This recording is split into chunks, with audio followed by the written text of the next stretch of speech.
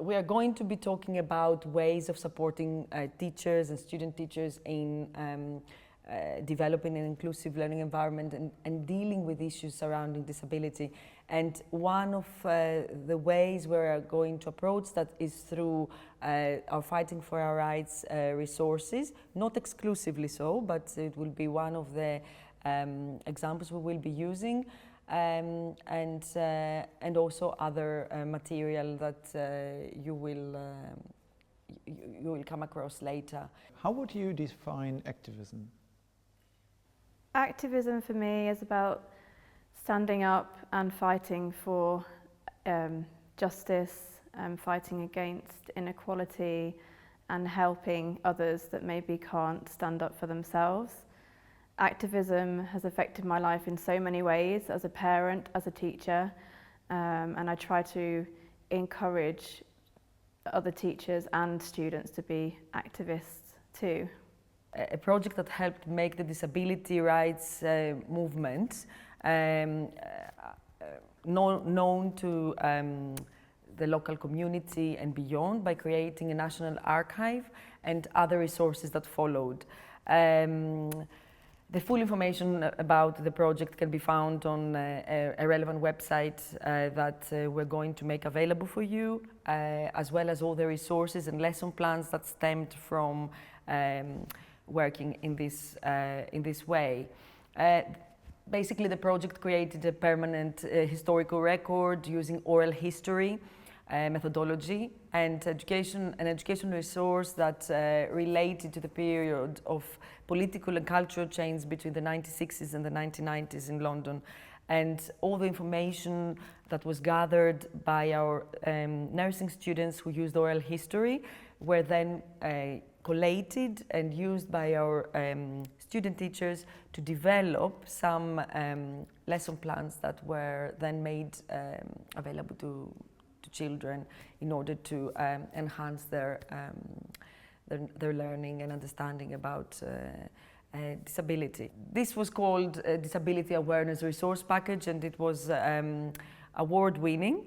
We were pleased to be told that it actually has good impact in teacher training and in the way that teachers could be approaching those sensitive issues around disability. So we aim in the context of this discussion to raise awareness and support the development of empathy and inclusive discourses in relation to a socially just education approach, and this will be one, as I said, of the resources we're using amongst others.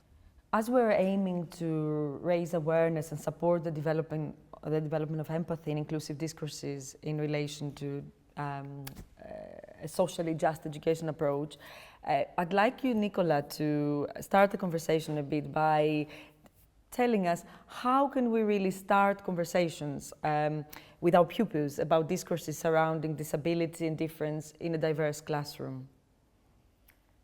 Yes, I think, Patty, as a starting point, we need to start exploring different types of disabilities. I mean, of course, we can't cover everything, but we could start developing a range of examples to cover things like physical learning disability, neurodevelopmental conditions such as autism, ADHD, as well as mental health difficulties as well.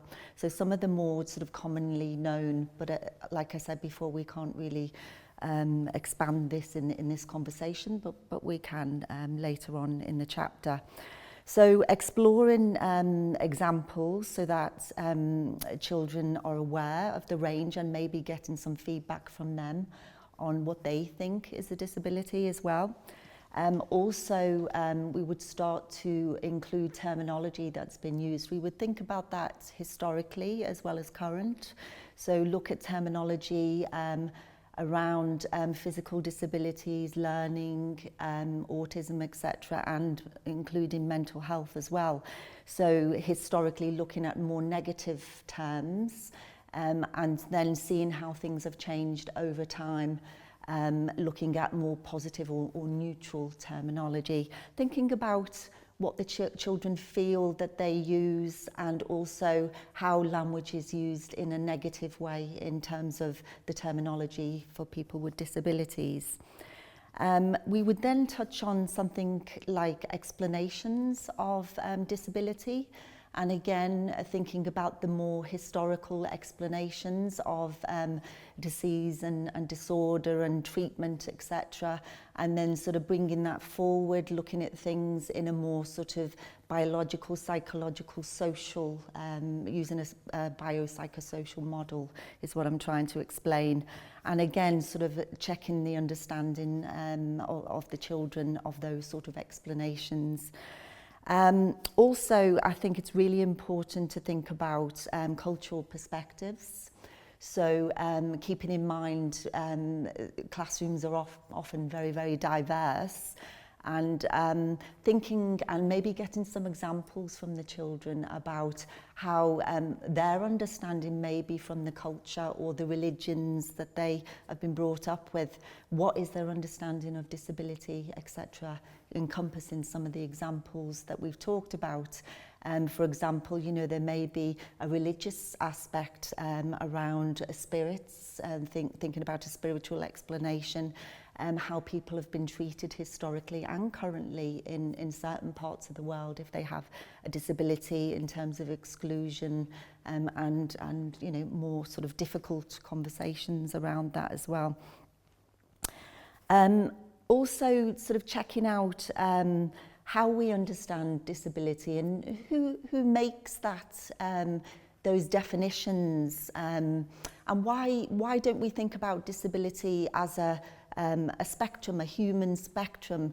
We all come in different shapes and sizes and colours, then why can't disabilities be included in that? So it's about opening up a conversation about those things. Is this just not part of the human condition, the spectrum of humans? And then I suppose sort of touching on the question again, who do we have in the classroom in terms of diversity? So when we are addressing these issues, we're also thinking that some of our children will identify with some of these things. They may have disabilities themselves, whether that be learning physical, or they may identify with some emotional difficulties, or they may identify with some of these things within their own families as well.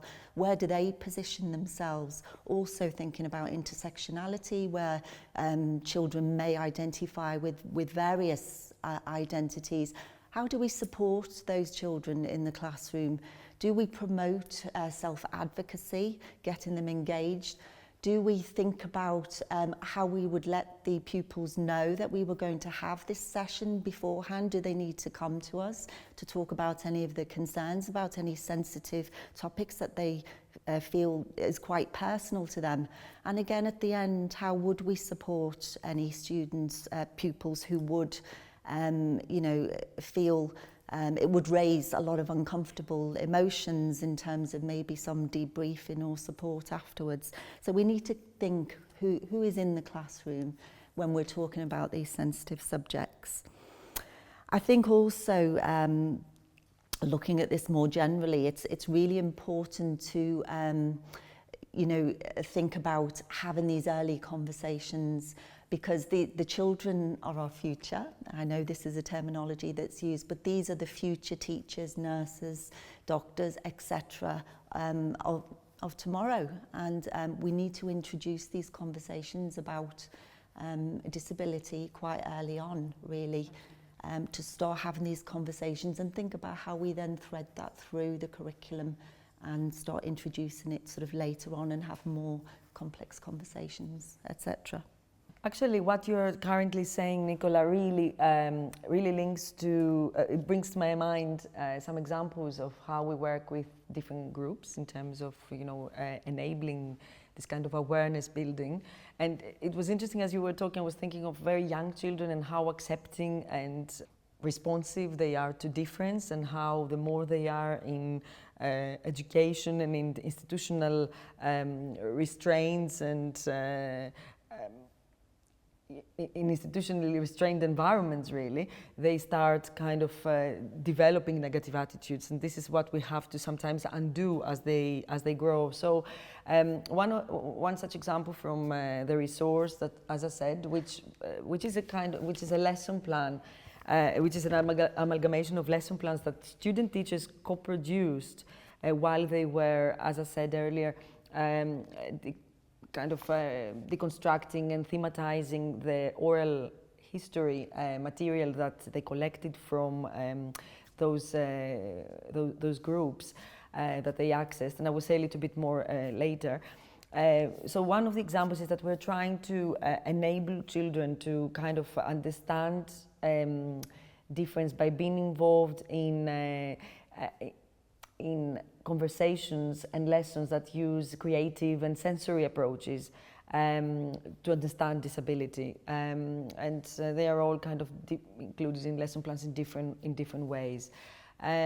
We also appreciate that what we need to make children aware, and what we need to keep in mind as well, is that there are different contexts and themes in relation to learning environments, and particular limitations that actually make particular differences perform and look like what we call disability, with all the kind of issues that come with this term, which we will also analyze more within the chapter. We will give some definitions of different ways that the term can be used, or alternative terms like dis/forward ableism, and what is the relationship of all that.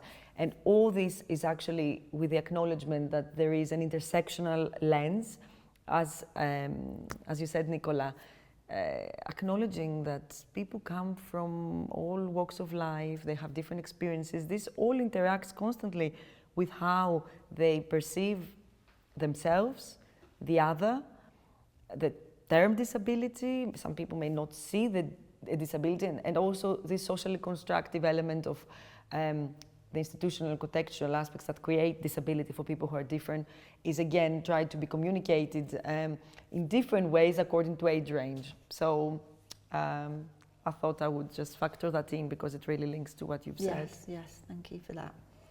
You mentioned the project before, Fighting for Our Rights, as well, and I was just thinking, and a question I have for you, how can we support social justice in the curriculum, do you think? Yeah, I think that is an interesting question because obviously there are initiatives. Generally, we are, everybody is trying to subscribe to a more inclusive agenda, luckily nowadays. But still there are real gaps in the curriculum in terms of how we address particular issues connecting to social justice, connecting to awareness of social issues, and particularly those connecting to disability. And for us, through this particular study, and obviously, as I think we've acknowledged in the very beginning, by no means are we saying that only these, we acknowledge that this is a narrow kind of aspect of the bigger picture that inclusion is about.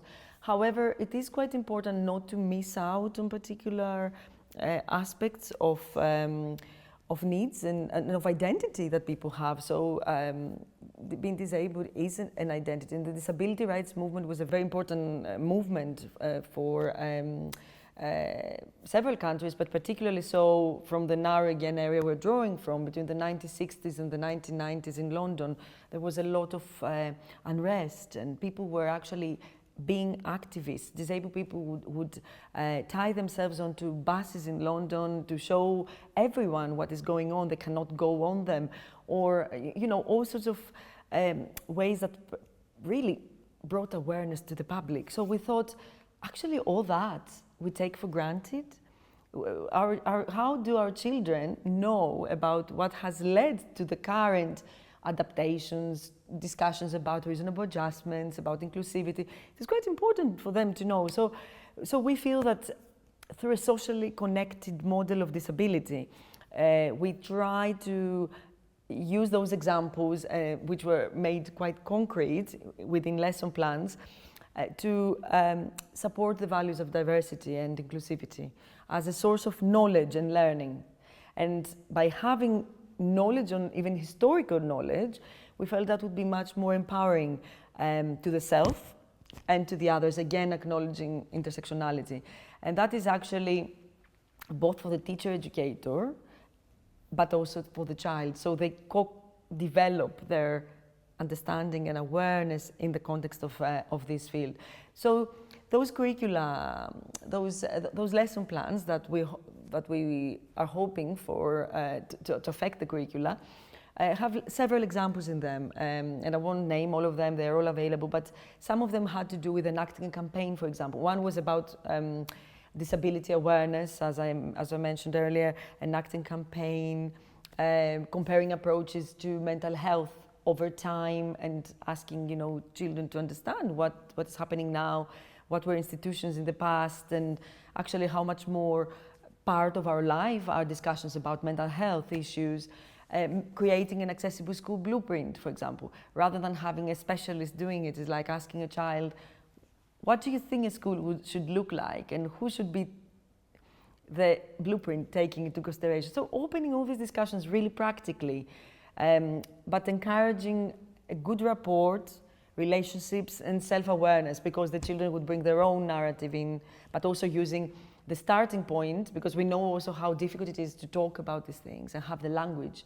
That's why we start with the narratives of the others, of the people, the activists that are talking about their lives, and then hopefully this then affects and gives some knowledge and approaches for others, and say, oh, I feel like that, or I don't feel like that at all. Things have moved on so much now, or, you know, all these things that, or we think they have moved on, like some of my student teachers said, but some aspects are the same. This is so scary, you know. So this constant dialogue, and then being able to pass it on to the children as well. So Nicola, as you're hearing from your mental health nurse point of view, and you work on psychotherapy and working with diverse groups of children, also including children with ASD, with autism, in the autism spectrum, what would you think might be the impact of such materials on certain age groups or cognitive or particular cognitive stages and so on? Yeah, it's an interesting question, isn't it? Because I suppose it very much depends on the audience and the age group that we're teaching to, and also we need to keep in mind their developmental level as well, you know, within those sort of age groups. I think children and young people have access to a lot of information these days, as you know, and I think it's also quite difficult to manage that in some cases. So I think because they explore so much information, there's so much out there, I think showing them very accurate accounts of things is really important. You know, we do question whether things are appropriate, but I think there is more transparency now with information that we give to children because of the accessibility through the internet, etc. So it's really important to give an accurate account of you know, the learning that we're trying to achieve here, and doing that through, you know, the oral history, etc., hearing about people's struggles, and you know, how they fight for their rights, and how they've experienced discrimination, etc., is really, really important. So with that in mind, you know, we also you know, we need to think about whether, you know, that person, how they're receiving this information. It's really important to help young people understand what they're hearing. So I think we would actually try to get them involved and sort of co-produce something from these oral histories. So for instance, what was your understanding of X's story about their mental health problems, or Y's story about their physical disabilities? What is their narrative? And we can help them deconstruct that based on the materials we give them. and then help them build it up and address those sort of misunderstandings so that they have a more accurate, age-appropriate version. I think it's an activity, and that's how those resources can be used in an age-appropriate way to help develop that age-appropriate narrative, if you like. Yes. But I think, that's definitely and one I think way. what you've just said about that co-production and the way you work with the students and your children and as a teacher, and what you earlier said about knowing who you're working with is extremely important. Yes. And really, in order to kind of validate that those theoretical perspectives we're kind of using as underpinnings, which is like a relational conceptualization of empathy, because empathy obviously can be looked at from so many different lenses. But what we're trying to say here is that we create, if to the extent possible, some kind of collective narrative that is created by a relational pedagogy and relational environment. And we very much follow, we're affiliated with Paulo Freire's development of critical awareness of one's social reality through reflection and action. So it's about understanding where we're standing. All these things are maybe happening subconsciously, obviously, in younger groups, but it's important as a teacher to know why you're doing what you're doing. And again, aligned again with Paulo Freire, is about this co-creation of knowledge by learners and teachers together. And this is in the context of their own lives, but also reflecting on other people's lives at different spaces and different times. So very much so we are drawing on the social, the political, gender and other personal perspectives that people may have through those narratives we're accessing. And then we are trying to use also storytelling to connect the views with the learning process, basically, in the context of critical pedagogy. So, yeah, there are a lot of theories that you can actually engage in as teachers, and again, really worth knowing where all this comes from, all the discussions that you are having, where is it situated? And feminist pedagogy obviously is very much connected because it is about the struggle. It's about the people who didn't traditionally have voice within certain environments and within institutions, within schools as well. We know that schools are institutions of coercion and control, and you need to unpick this and see how it can become something more collective, more inclusive and encouraging this interaction. So yeah, definitely an attempt, and we do advise teachers to work with the children they have in their class, and obviously to think beyond issues that because the class could be very homogeneous, and you might say, okay, then we don't need to talk about any difference or disability. More so in that context, then you have to you can take advantage of the fact that there are other narratives there to use of people who had particular difficulties or issues or diversity, because again, it's good to see that maybe children might say, but that's not a problem, I can change that, I can make this lovely blueprint and it's all fine. So they always have solutions and thinking towards it. I think that sort of leads us nicely onto my next question, actually. So how can teachers enable children to understand and develop a narrative of activism? Yeah, I will try not to repeat myself too much here, but it all connects to the fact that the resource tried to make heritage relevant to now. So it's about we're using a transformational ideology for education in the context of these resources, and we're thinking, okay, how can we change that now based on lots of radical things that happened in the past, but people may not know about, or may choose not to discuss. And in that context, by using those narratives, create an emancipatory approach to disability and inclusion. In some ways, the educator becomes gradually an activist professional. So there is, but again, in the context of that, we have to explain what we mean by activism, because it can be a quite scary or inappropriate term for someone who is in education. Am I going to cause disruption? But yes, we have to cause disruption.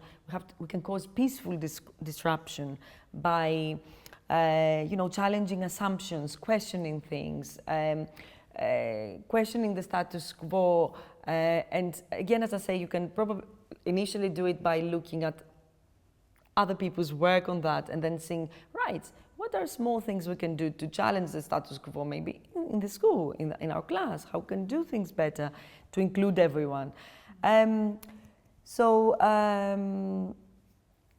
It's about looking at the person within their own social structures, but also beyond that, and trying to create an environment that is going to look at change and again taking intersectional perspectives regarding age, ethnicity, culture, because if you look at disability in its own right, it is just a characteristic, a feature of every person. As you said before, disability is everybody's future. As somebody said, one of our informants in the study, one of the activists, said that actually everybody in their life at some point is disabled, so we have to understand the term, deconstruct it and accept it, and look at how we cater for it in our lives and decisions. So basically, if I'm asked, if I'm trying to find out how can we, is there a place of activism in the role of an educator, I would say that in the context of this work, what we thought is that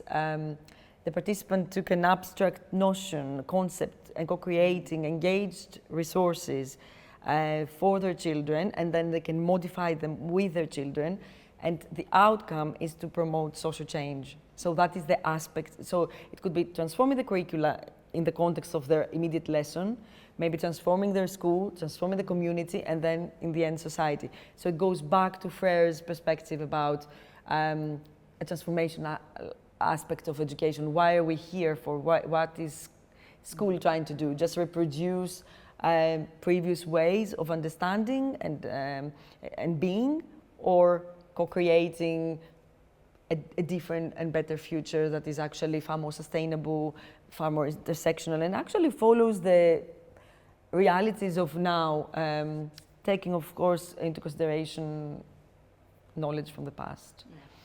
So it's more than thinking of something. As we said, there are disruptive discourses you can use, but we use narrative of activism as a connective factor of people that will be working together in activating change. So if we're trying, I know I said a lot about trying to frame it theoretically so that our teachers know why we're doing what we're doing, which is so important, I think, because we need to know we're not operating in a vacuum. We all promote consciously or subconsciously discourses, and we have to be aware of these. What would you say, Nicola, are some strategies that promote, like in more practical terms now, could we start a discussion about how we promote a pedagogy where narratives towards disability, visible and hidden, which is important, you've already started talking about that, support empathy, yes, in a strengths promoting kind of agenda, or you can talk to us more about this. I'll present a couple of examples really that will hopefully help me answer that question.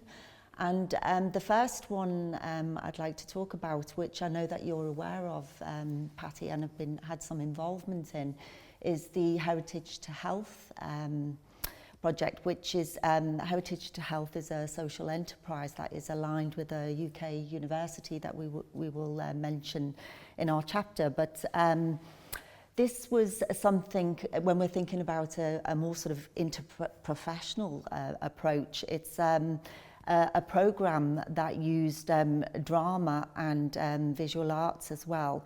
And it included student nurses from different fields, learning disability, child, adult field, as well as mental health.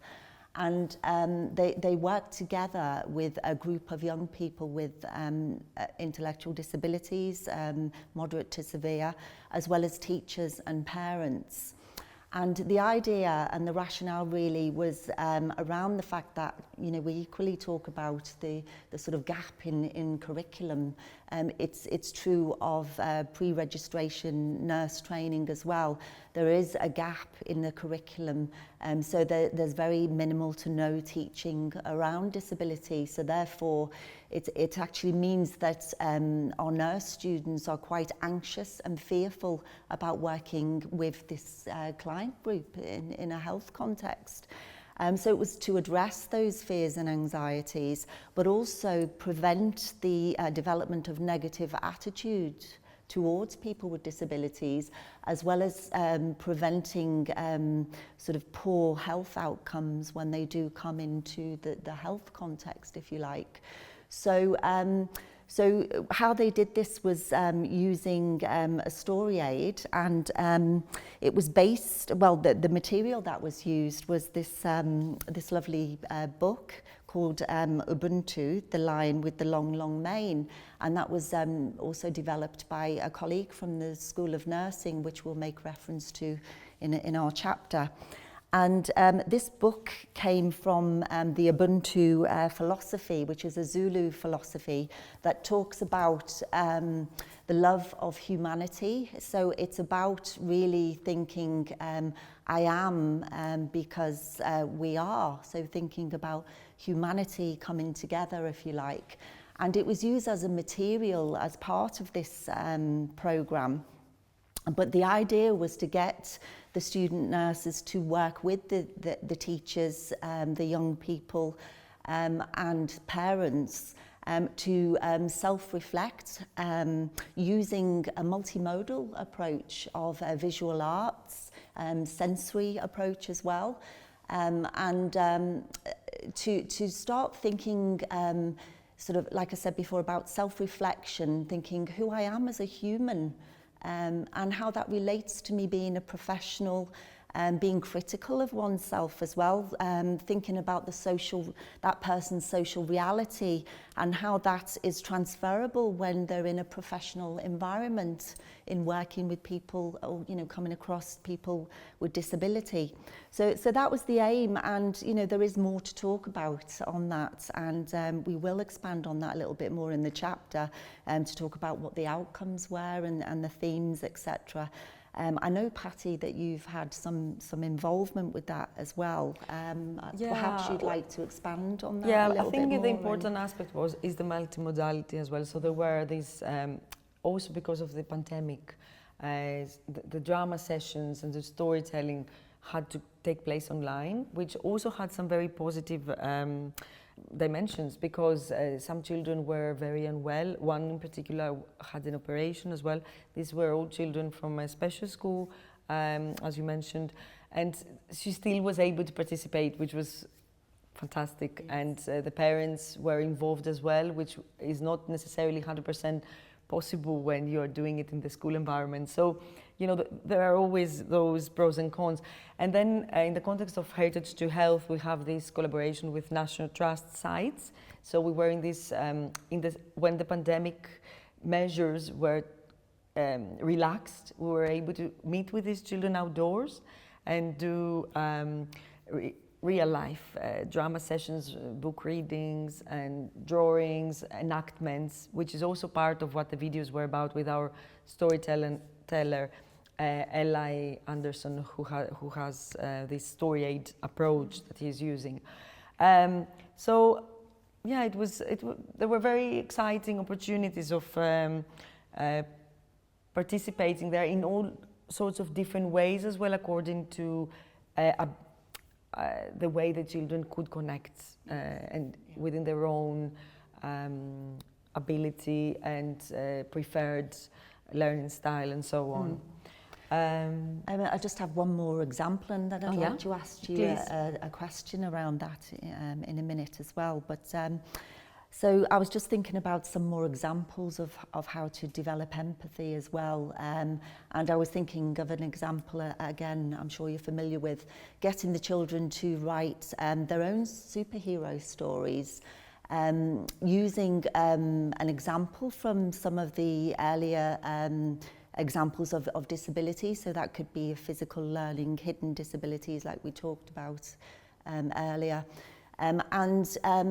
Just really writing a story based on the sort of strengths versus deficit, deficit sort of approach. So promoting those strengths, thinking about a superhero character, acknowledging challenges that people have, but using those strengths to overcome the difficulties. So again, that's engaging them in a very sort of relational way, helping them think about, well, what have I learned? What does that mean to me? How do I then translate it into some sort of a narrative? But at the same time, how do I focus on the positives rather than the disability, if you like, and how the sort of positive overcomes the disability. So that's another way really of thinking about it. But what I was also interested in is what your experience of using storytelling in a sort of classroom environment is. Perhaps you could give us some examples as well. Yeah, I was going to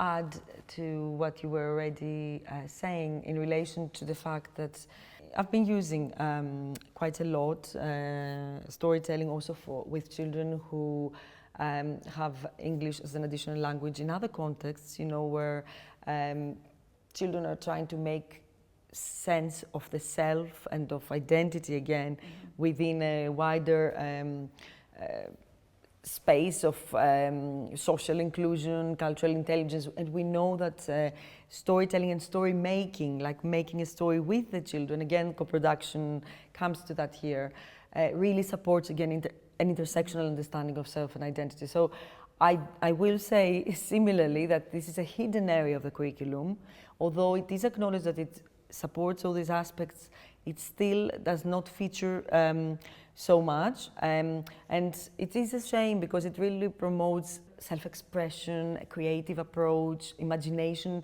beyond what institutions normally expect, and actually enables you to include children that wouldn't normally be in the picture, which is really, really important.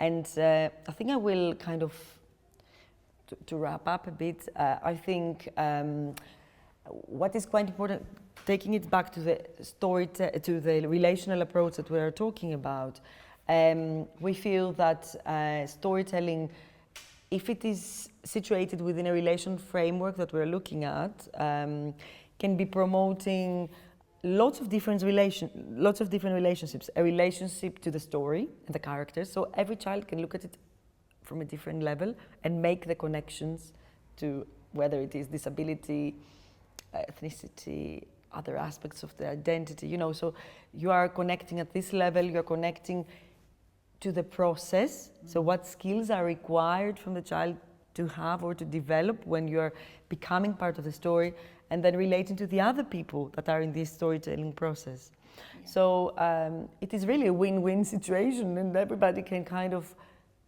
gradually and engage to their own level. There is no expectation, right, wrong, you get a mark for that, or so it's a very engaging process that hopefully enables children and their teachers to develop some empathy together within this relational process. Yeah. Yeah. If I may just add a point as well, just thinking about accessibility when we're talking about resources. Yeah. And, we've talked about a couple of examples that exist already, some really good work that's been done around using socially engaged artists, sort of visual arts, sensory approaches. Yeah. But also when we're talking about developing empathy, there is an assumption that is made of some children and young people with disabilities, particularly those with neurodevelopmental conditions, that they're not able to develop empathy. But we also know from research and our work with these young people that a lot of the issues can lie around the expressive language ability so it's not the fact that empathy isn't developed, but how do we support those young people in trying to express their understanding and their development of empathy. So accessibility and adapting resources to support this, to scaffold this is so important. Yeah, and these visual representations that you mentioned, I forgot to mention also through those, during the time of those online sessions, but also the face-to-face sessions, we've been working with a socially engaged artist, Bernard O'Donnell, who's using those visual representation to different ways actually of visual representation to depict what is going on within the learners. So she was doing, for example, during those sessions that I mentioned, a journaling. She had the journaling process where people, both teacher educators, nursing educators, and children and their parents would write notes which about the experience, about the story, as I said, about the process, about the character, or about each other. And then she would represent it visually and artistically. And that was actually very, very nice. And then all the children were asked to do something like that. I mean, this particular artist is quite well known about another type of visual representation, which was called the crossing. And again, if we're looking at intersectional approaches and what we all carry, we are all our stories. And, you know, she dealt with the issue of refugees coming to the UK and you know the tragic situation of people drowning and thousands of people drowning while they were crossing, and she created those paper boats she tried to create for every person that passed during this period, and then engaging children understand it by first engaging them in the process of creating a boat for the preparation of the crossing, and then writing either a little story about them or the name, if we had the names, or say son, daughter, sister, brother, which is again, I'm mentioning this to say that you can apply these into all sorts of different scenarios and ways of working with children to just make sense. You know, it's a very different thing to say 50,000 people and actually having 50,000 boats somewhere. And the activism of that was that she would put the boats on the tube, in the school door. The children would do the same, you know, put them in all sorts of different spaces so that people are aware and their eyes are opened about this big issue. Similarly, you can, you know, translate it into something around, you know, the exclusion of my friend because they are different, or the bullying that they are getting by other children because they are different. Yes. So hopefully that empathetic approach, that's what we mean by empathy in this context, creating that ability to think through the other person's shoes and actually understand the story, understand their narrative.